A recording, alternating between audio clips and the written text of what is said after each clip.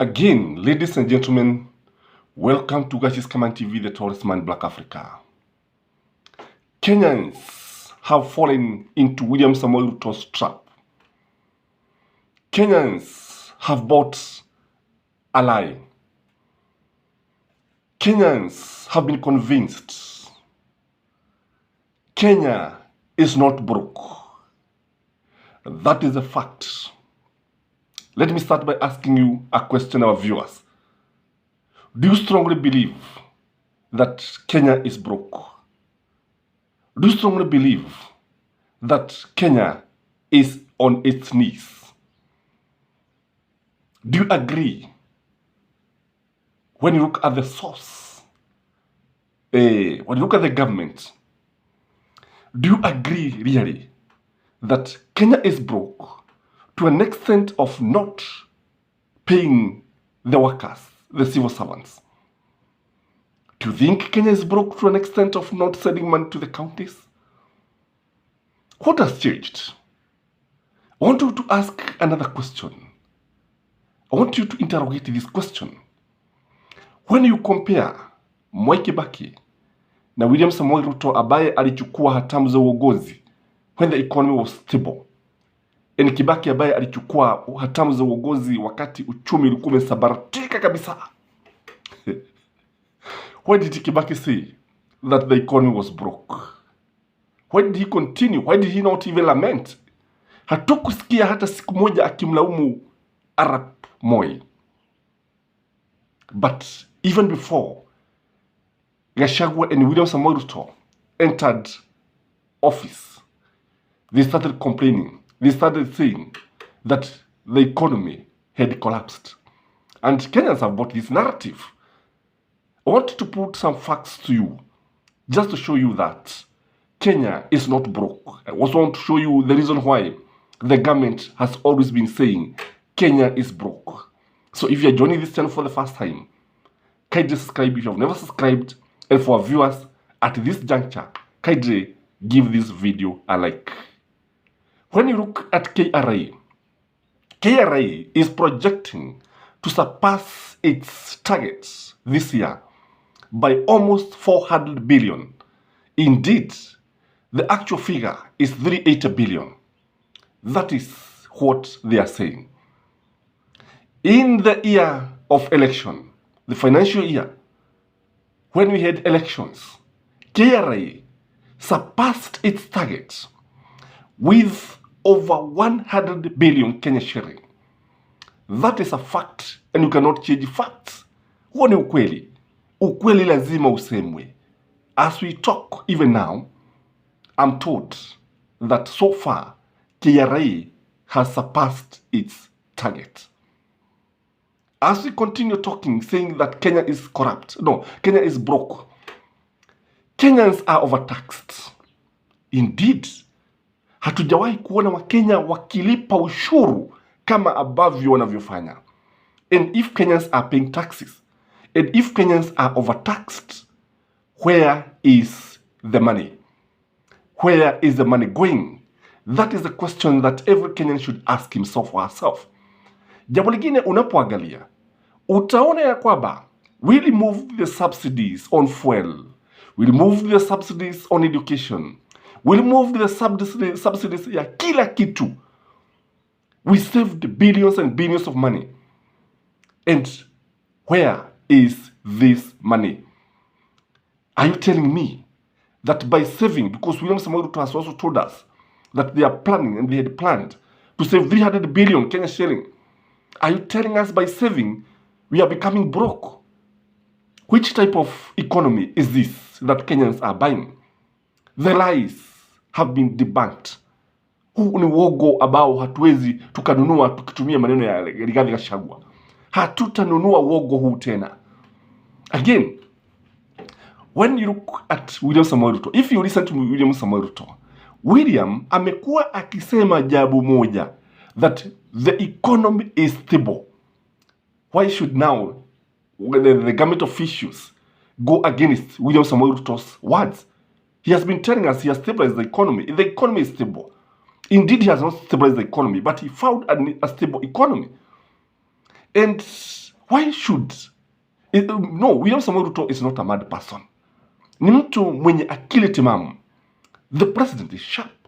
The president is sober. He does not even drink. He does not drink alcohol. Hey, hakunywi pombe, hakunywi kileo, anakunywa maji, anakunywa kahawa, anabugia kahawa na soda. Anaenda kanisani.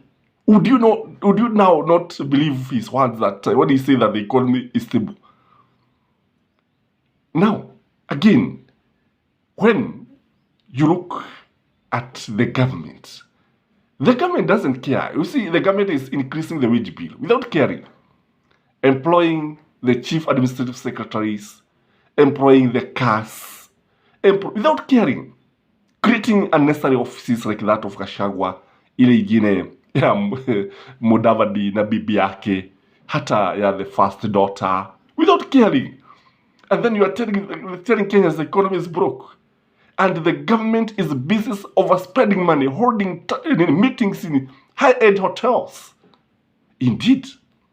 When you even calculate the per diem, we call them just out of pocket, but they are baptized per diem. These guys earn a lot of money. They are always in meeting, flying from one country to the other, with the delegations, with the cooks and girlfriends. Na sasa, hawa ndio ambao unasema ati inchi imesabaratika. Kenya haijasabaratika. Uchumi wa Kenya uko imara. Imara kabisa. Imara kama kikigi cha stima. Imara kama nyaya za stima. Huo ni ukweli wa mambo. Kenya economy is the strongest in the region. And why is then the government telling lies? Why is the government lying? What does the government want to achieve by saying that Kenya is on its knees? Telling Kenyans that the Kenya is on its deathbed. The following are the reasons, in my view, why the government has been very busy selling these narratives to Kenyans. And from today, Kenyans should demand to know the truth. The first reason is because the government does not want to increase salaries for civil servants. Huo ndio ukweli wa mambo. Kwamba unajua wafanyikazi watasema kwamba hakuna pesa, hakuna darahibu, hakuna nini. And even not paying the salaries in time is deliberate. Is to create an artificial problem. And government is very good at doing this. This government, when you look at the way it came to power in a mysterious way, then you realize that this government can do anything. This government is determined not to increase salaries. Remember when William Samoei Ruto took over, he appointed a commission headed by none other than Maraga himself to increase the salaries of the policemen. To date, the report has not been given, and if it has been given, it was given secretary. The police are still waiting. Polisi mtagoja. So this one is meant to ensure that wafanyikazi hawajaongezwa mishahara. That is the first objective.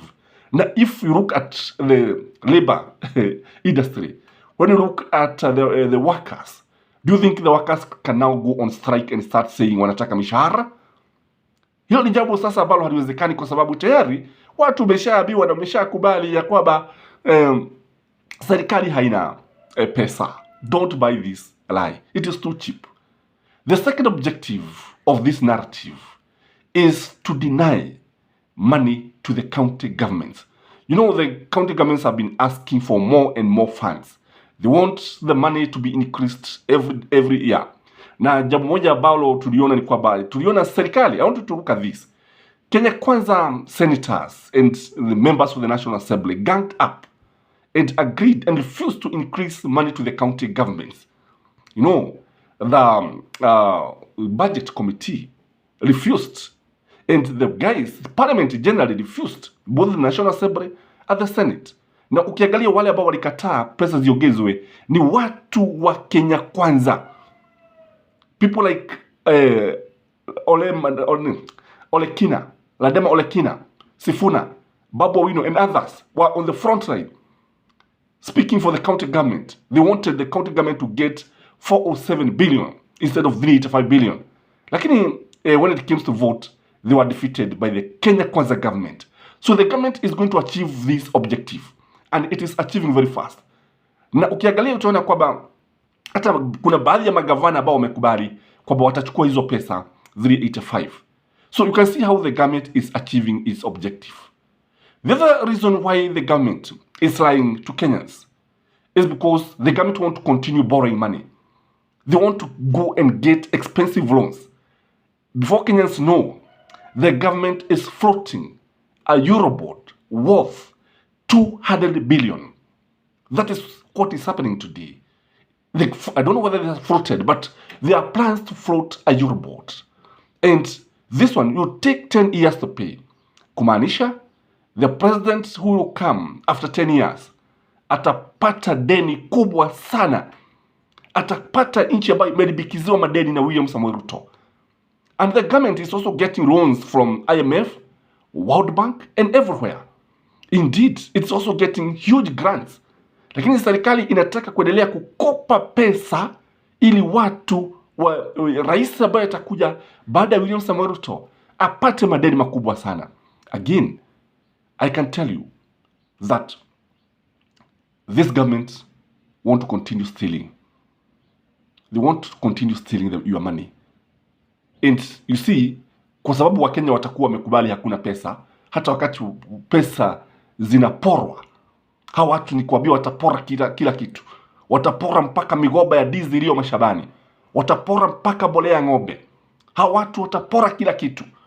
Watapora hata zile pesa ambazo uko nazo. Watapora kila kitu. By the time the next government comes in, hawatapata kitu hapa.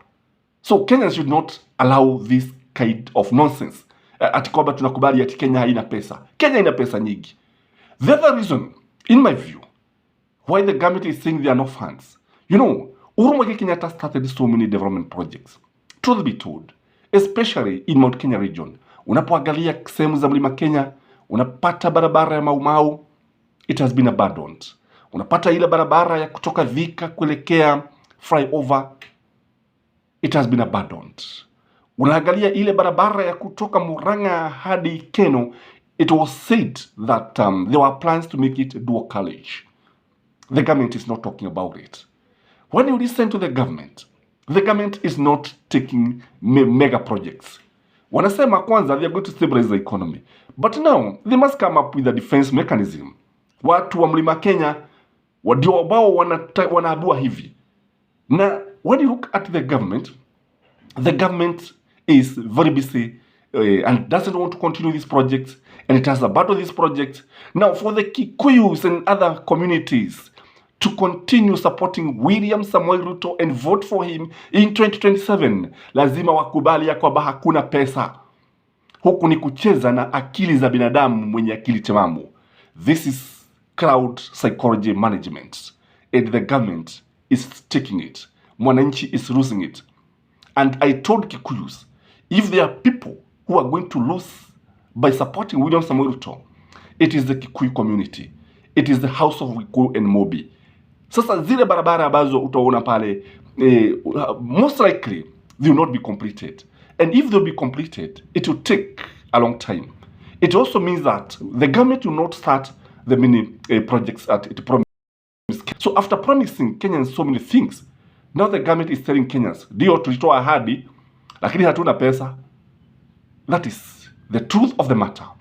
The other reason why the government is saying that there's no money is because it wants to taint Uhuru Muigai Kenyatta and Raila Amolo Odinga.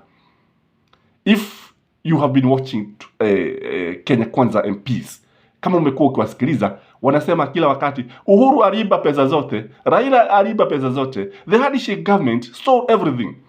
We are fixing what you destroyed. That is what they have been telling people. So they want to taint Uhuru Muigai Kenyatta's legacy. They want to paint Uhuru and Raila Amolo Odinga in a bad picture as conmen, as people who stole the elections. And if you look at the parliamentary committees, mara nyingi wamekuwa wakiita wale watu walikuwa katika treasury. We have seen them being invited by the parliamentary committee just to paint them as corrupt, just to paint them as people who were stealing. Ati siku za mwisho tumekuwa tusikia at the last 6 days Uhuru Muigai Kenyatta serikali yake iliba I think 16 billion. Ati pesa zilikuwa zinabebwa kwa magunia, and you are buying this narrative. It is not true. So that is why the government is saying that there is no money. That is why the government is saying that Uhuru Muigai Kenyatta stole all the money. So Kenya is not corrupt. No, Kenya is not broke. Kenya kuna pesa. These are propaganda machines. And after William Samoei Ruto, baada ya kutoa ahadi nyingi ambazo wanaona hawezi kutimiza, baada ya kuangalia akaona yeye alifanya makosa kutoa ahadi nyingi, he must come up with a way of managing the voters, managing the electorate. This is crowd management, as I said, kwa sababu it is a way of managing the high expectations. Sababu watu wengi walikuwa wanatarajia mambo mengi yatafanyika. Again, the government is not able to handle the high cost of living. That's a fact. The cost of living is very high, but it is high because of taxation. It is high because of incompetence. It is high because of corruption. But the government is not handling the situation in the right way. Kwa hivyo kile watu wanaambiwa ni kwamba hakuna pesa na wanakubali, na it is wrong to accept this kind of narrative. The other thing is that I believe the government is looking for sympathy. Wanataka watu waone huruma. That is the reality. And when you look at William Samoei Ruto, because like now if the doctors are going on strike na kuna pesa nini, watu watasema ya kwamba hatufai kumlaumu William Samoei Ruto. Na the government want to show Kenyans that in the fullness of time, it has managed the economy and it has succeeded. It has brought the economy paka pale ambapo Kibaki alikuwa amefanya kama Kibaki. So it is a way of looking for sympathy, and in the fullness of time, because you can finally tell the people that they have managed the economy and everything is okay. Now, all praise and honor you go to William Samoei Ruto's government that they have fixed the economy, which in my view, Kenyans should not buy this idea. Again, when you look at the governments, when you look at William Samoei Ruto, when you look at the cabinet secretary, sasa wewe hata ukiangalia unaona kama watu ni watu ambao hawana pesa. When you look at Kenya, do you think Kenya has gone on its knees? Do you think? And do you know how much money is collected every day in this country? It is in terms of billions. And this money that is used to manage so many things. The government is not broke. Let us agree on this one. Let us agree that the economy is not broke. Because I also believe it could also be a way of managing Raila Amolo Odinga's mass action. Because you see, watu wanasema huyu mtu anaenda katika maandamano ili hali uchumi umesabaratika, mtu anaendelea sabotaging the economy, and that is why you heard kina Ishongwa calling Raila Amolo Odinga an economic bandit, something like that. Very derogatory term.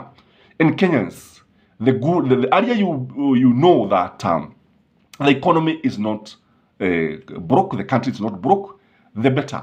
Because you see, William Samoei Ruto does not want to be criticized by the common mwananchi kwamba hakuweza kutimiza mambo mengi, na anacheza na akili za mwananchi wa kawaida.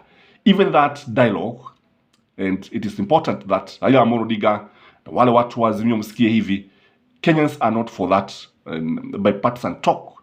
They want to go to streets. That is what people are saying on the ground. Ukweli usemwe. Na in the fullness of time, watu wanasema kwamba Azimio is not going to gain anything. So I don't know what you think, but let me ask you, do you think Kenya is broke? Do you think Kenya is on its knee? This is your host, guys, is coming the Torchman Black Africa. Kindly remember to subscribe and like this video, and may you have a blessed Sunday. Till next time, bye bye. Kenya is not broke.